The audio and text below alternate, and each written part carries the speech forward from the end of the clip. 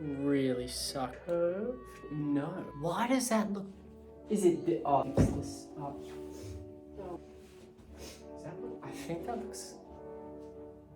Is that symmetrical? My setup really sucks. Oh well, I don't think you idiots will notice.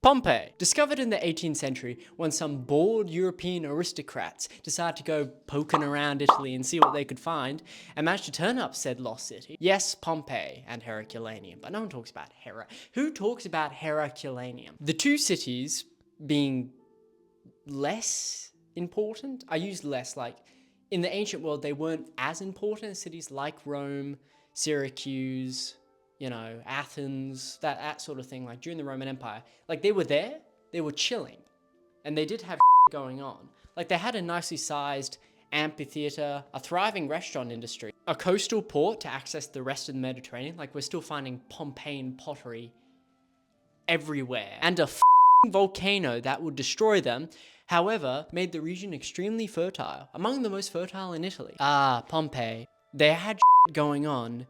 Villas, volcanoes, all important understanding Pompeii and its geographic, social, and economic factors. But is it funny? There's nothing funny about volcanoes, but I tell you what is funny. Graffiti. Yes, Pompeii, they had a lot of graffiti. A lot of it. From sex pests, prostitutes, and more. Pull up a chair and sit on the floor, because today we're talking about the funny graffiti that we have found in Pompeii. Bonnie, how do you keep getting back in? I'm a drunk. I don't know nothing about how I do anything. Taverns, bars, restaurants, and clubs. In ancient times, most of these were dangerous. Well, I'm just gonna read this. I can't bother to learn my script. In Roman times, had an infamous reputation for rowdy, drunken behavior and gambling. A lot of gambling. Wow. And brawls. They had a lot of brawls. And unfortunately, if you were a poor Pompeian, you had to go to these places. You did not have a choice in the matter. Do you know why? Because poor Pompeians did not have home kitchens. So you had to take your wife and your kids to these dodgy places where there was likely some Brawl Stars going on, but before Brawl Stars was out, a lot of gambling and a lot of unsavory characters walking around looking dodgy. It wasn't a good time. So you could easily imagine some drunken hooligans stumbling their way out of one of those bars and writing something a little naughty. And thankfully, most of this naughty graffiti comes down to us. I screwed the barmaid. Restituta. Restituta? It reads restituta. Restituta, take off your tunic, please, and show us your hairy privates. Two dear men, friends forever, were here. If you want to know our names, they are Gaius and Alias. Oh, well that's just sweet. Well that is sweet. Lesbianis.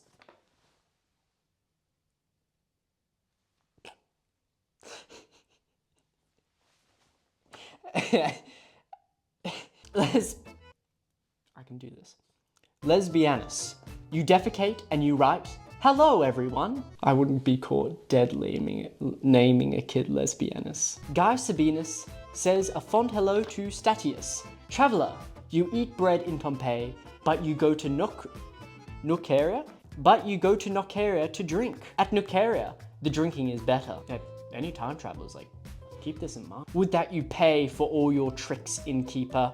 You sell us water and keep the good wine for yourself. I mean, again, this is good time traveler's advice. If you're going back in time, keep this in mind. Avoid these places, go to Nuceria, have bread in Pompeii. Oh, bread in Pompeii would have stones in it because the sort of the grain grinders, I can't remember what they're called. They were made from volcanic rocks. This, however, made them very heavy and very good for grinding up grain, but also meant that sometimes small stones fall into the grain. So when you bake the bread, you may or may not get a piece of rock in your morning bread.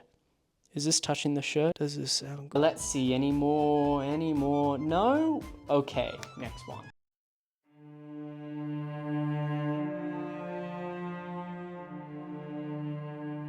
The Basilica. One of the most important sites in the entire city in terms of archaeology, but also in terms of in ancient Pompeii. The Basilica hosts the largest amount of graffiti out of anywhere else in Pompeii. Like, it's really cool. One of the city's most vital structures. The Basilica served as just generally a large public area where people could meet. It was also an area for people to do legal business and also Roman yuppies to talk about, I don't know, their fucking investments, make business deals. I've watched American Psycho. I know what yuppies do. Now, I stress the legal part of what people do there because the Basilica was also where Pompeians held all their trials and court cases. Now, these trials were public in the sense like how we have public trials, but I need to stress the public. I hope your whiteboard enjoys as much as I love my whiteboard. It's helped me out a lot. The Roman court was interesting in the fact that it was intimately public. It was interesting. One half of the one half of the court was dedicated entirely to the legal people. You know, the judge, no, that's not right. Oh, jurors.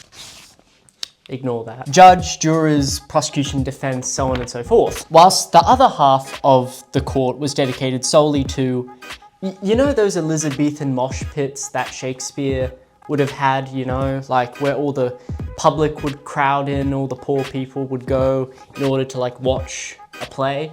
It was essentially that. In fact, smart Roman lawyers would try and placate to this crowd and try and, you know, make rousing speeches to them because a Roman trial was half law and half populism.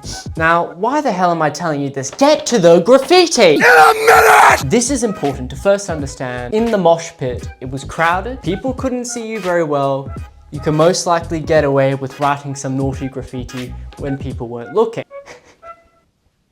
And the other reason why I am telling you this is because more than likely, the graffiti that these people wrote, we're not entirely sure, we don't know which ones, but more than likely, one or two of these was dedicated directly to a trial that would have been happening. So some poor defendant would walk down from the court and see some mean graffiti written about him, probably in Times New Roman font.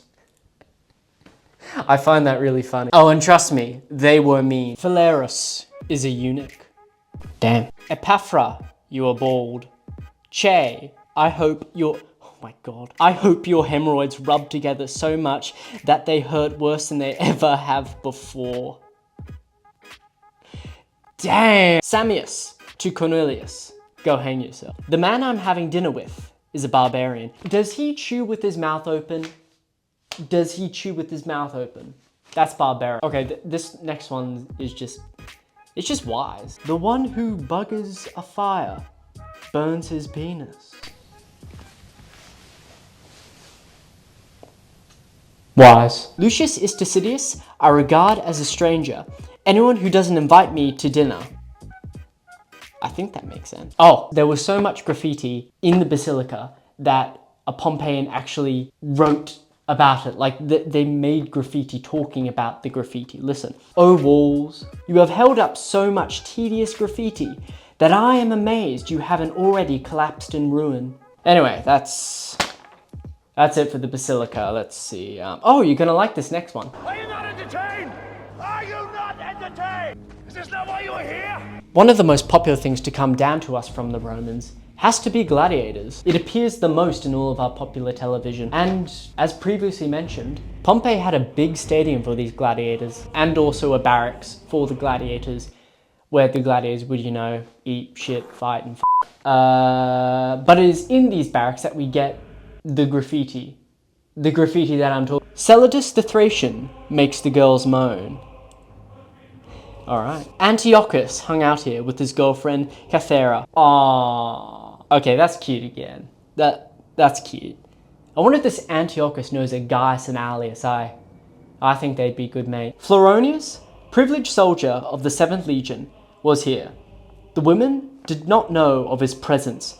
Only 6 women came to know. Too few for such a stallion. Alright. I definitely went overboard here. But it's interesting. And I want you to know. Since Rome's expansion from a small backwater city in the Italic Peninsula into a large, powerful, dominant, or the dominant force in the Mediterranean, by 88 BC, legions were banned from entering Italy proper. This was in order to protect the city from anyone who wished to impose rule over Rome through military might. For this reason, all legions were stationed, trained, and mobilized in the provinces outside of Italy, all the places that Rome owned. With the exception to the Praetorians, almost all legions would never enter Italy unless a crisis was occurring. With this in mind, how the f did this guy get into Pompeii? A legionnaire of the 7th Legion? Was he in retirement? Was he... like what? Like the way he's writing this, it sounds like he's a part of the Legion at present, so how'd he get there? Soldiers were banned from entering, so what the f***'s going on? I did some digging. I don't know. No one talks about this. No, I haven't found anything that mentions why this guy was here. So I did some of my own research. And I think I have a good answer. The year of the 4 emperors was the first Roman civil war of the imperial age, and also the reason why Floronius was in Pompeii. After the death of Nero, Rome needed a new emperor, or princeps. Princeps is first citizen. Enter Galba. Governor of Hispania, in 68 AD, Galba would march with his right-hand man, Marcus Antonius Primus, keep this guy in mind, would march on Rome in order to declare himself emperor. Once he arrived and was emperor, it would quickly grow quite unpopular, mainly because, based on what the sources say, he was an asshole. By the start of 69 AD, he would be assassinated, and Primus would be in a tricky situation. The new emperor, Otho, he wasn't quite sure whether he was liked by Otho, so he decided to flee. Probably smart. He fled to the province of Moesia, modern day Balkans, I think Romania, maybe, sorta. He would flee to the Balkans and there take command of the 7th Legion Claudii. With Otho's death and the new emperor, Vitellius, in power, fat fuck, an eastern governor by the name of Vespasian, with his son Titus, would then march in Rome to make Vespasian emperor. And as they passed through the Balkans, a guy by the name of Marcus Primus, might have heard of him, decided to join up with Vespasian in order to secure himself a nice comfy position. Taking the 7th Legion with him, Vespasian would be crowned the new Roman emperor, and the 7th Legion would be in Rome. Or Italy. Well, they'd be in Italy because it is most likely during this time that a certain Floronius would have made his way to Pompeii. That's it. Explained. We've explained it. We understand. That's how we got to Italy. But there's a problem. The 7th had a twin. What's better than one cover girl? So cover girl. The 7th Legion Gemina, literally meaning twin in Latin, was the legion raised in Hispania. And as previously mentioned, a certain Galba, governor of Hispania, would march in Rome in 68 AD. When marching Rome, he would take the 7th Legion with him under the command of a guy called Marcus Primus, might have heard of him. And when they marched into Rome, Gemina would be there for 6 months. When Galba died, Primus would take the 7th all the way to Moesia, where they would unite with their twin. Then, when Vespasian marched on Rome, both 7th legions would come with him and again be stationed in Italy. Now, 2 7th legions marched on Rome 3 times totally. I don't know which legion he's a part of. He doesn't specify, but I have my guess. I think it was during the reign of Galba, the first time Gemina marched. This is because mainly during Vespasian, we're not entirely sure, well, at least I'm not sure how long these boys were here. But during Galba's reign, I know that they were there for 6 months. It was most likely under the reign of Galba that Floronius, member of 7th Legion Gemina, would have been in Pompeii and would have had some downtime to sleep with some ladies.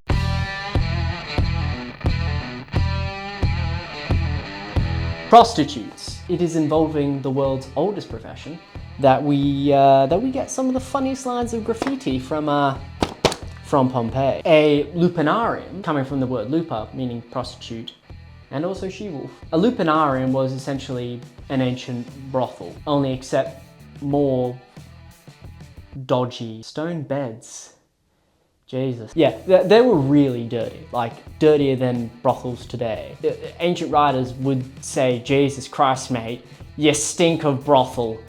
Get the f*** out of my sight. Whilst there were some upper class brothel houses that would, some of them were hairdressers with prostitutes there as well, and little slave boys that would bring you up water to wash yourself. So yeah, that's what an upper class brothel was. However, it's coming out of these brothels that many people seem to want to mark the occasion with a bit of graffiti. I screw a lot of girls here, right? Molla is a fuctress. On June 15th, Hemera screwed with Phileteros and Carphissus. Solemnes, you screw well. Oh, seems some gentle Pompeians couldn't wait to get in their brothel and decided to, well, you'll see. Theophilus, don't perform oral sex on girls against the city wall like a dog.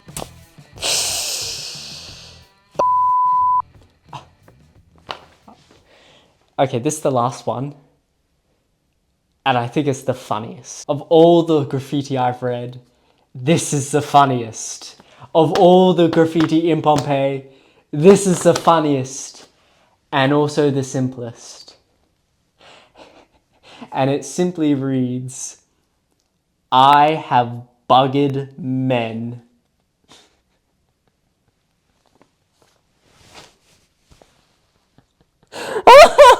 Oh, that's funny. Well, that's about it for graffiti in Pompeii. I hope you enjoyed the video. You know, despite the seeming casualness of this, I took a lot of time in finding all this. And I hope you all enjoyed, you know, like this is my first proper video I'm making. And I'm really excited to you know, see how people react. I definitely want to improve in terms of my filmmaking. So yeah, I'm very excited to get this out. All right, that's, wow. I wrote in the script some sex jokes for the conclusion, but you know, this turned very earnest, wow. Nah, let's get one sex joke. And remember, don't perform oral sex against the city wall. Don't be a Theophilus, because it's a problem and it needs to stop. All right.